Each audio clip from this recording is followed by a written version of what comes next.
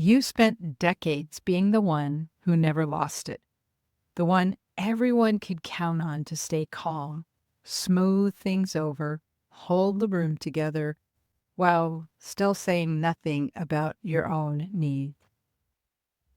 So, why did the first real explosion, after all that swallowing, feel less like control and more like something that had been trying to get out for years? Hey, friends, I'm Sandy Bartlett, shamanic practitioner. And if you have been staying quiet for years and you've just had the kind of explosion that scared you, today is for you. Here is what happens after the explosion.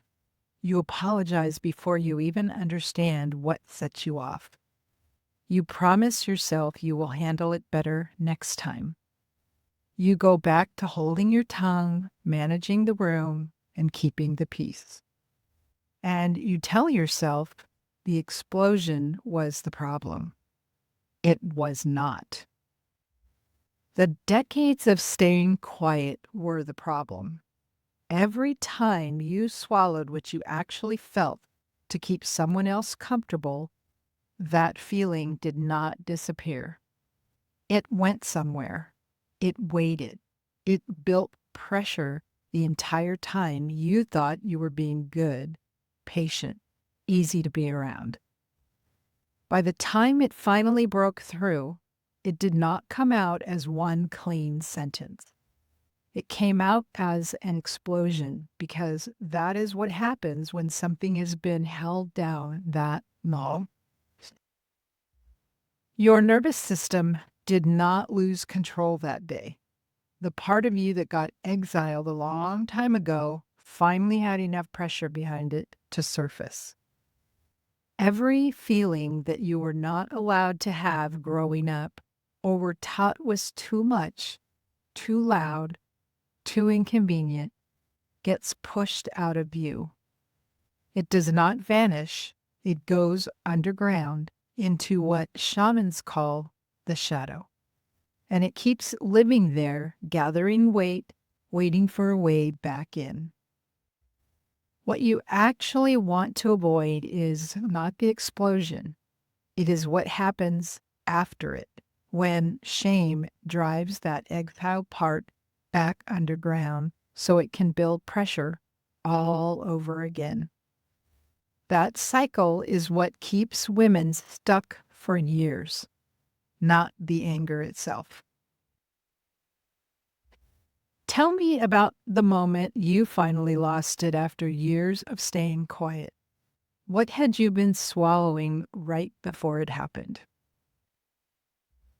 I want to tell you about a moment that shows the swallow, not the explosion.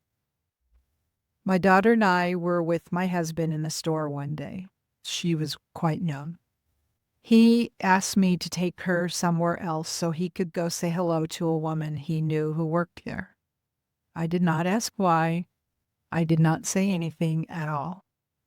I just took my daughter's hand and walked to another aisle, like it was the most normal request in the world.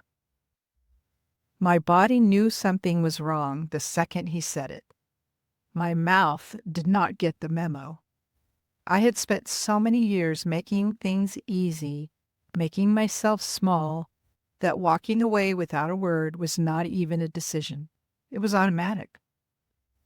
What I did not realize at the time was what I was teaching my daughter, standing next to me in that aisle. That this is what a woman does when something feels off. She stays quiet. She goes along.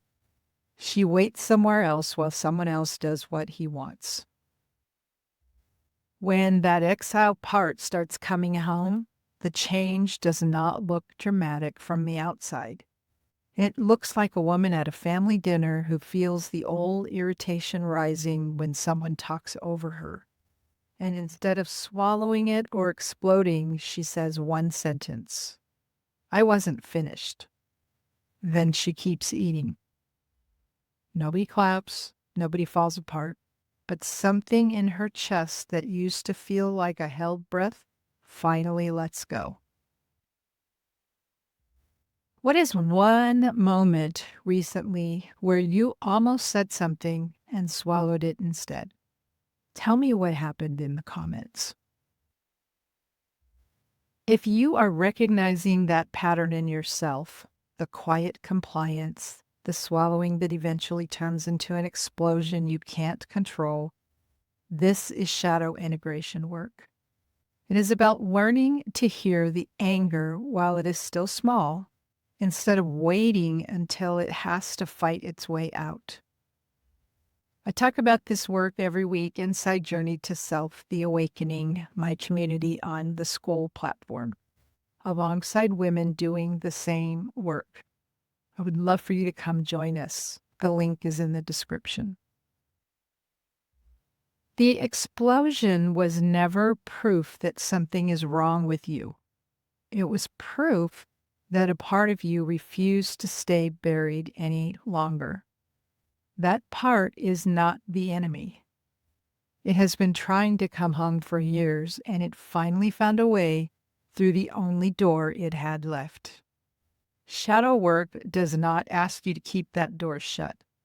It asks you to build a better one.